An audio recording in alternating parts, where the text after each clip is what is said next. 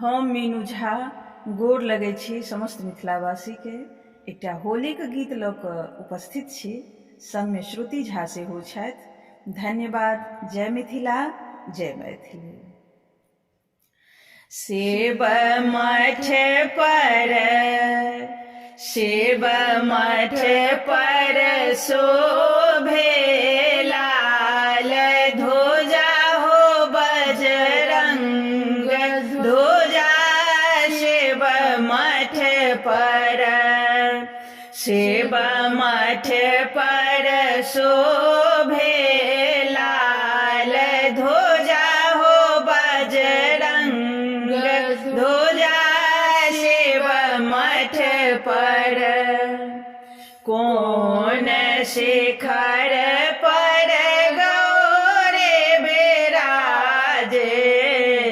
कोन शिखर पर गौरे बिराजे। कोन शिखर पर बम भोला हो। कोन शिखर पर बम भोला। शिव मठ पर शोभे लाल ध्वजा हो बजरंग ध्वजा। शिव मठ पर उत्तर शिखर पर गौरे बिराजे। उत्तर शिखर पर गौरी बिराजे। दक्षिण शिखर पर बम भोला हो। दक्षिण शिखर पर बम भोला। शिव मठ पर शोभे लाल ध्वजा हो बजरंग ध्वजा। शिव मठ पर किनका के हाथ कनक पिचकारी।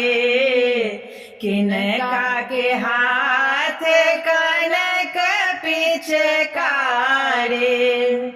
किनका के हाथ भस्म झोरा हो। किनका के हाथ भस्म झोरा। शिव मठ पर शोभे लाल ध्वजा हो बजरंग ध्वजा। शिव मठ पर गौरी के हाथ कनक पिचकारी। गौरी के हाथ कनक पिचकारी।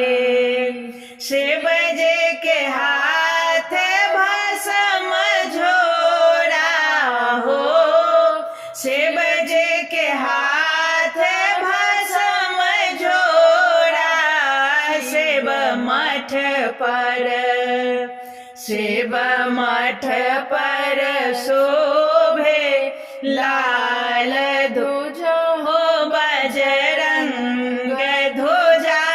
शिव मठ पर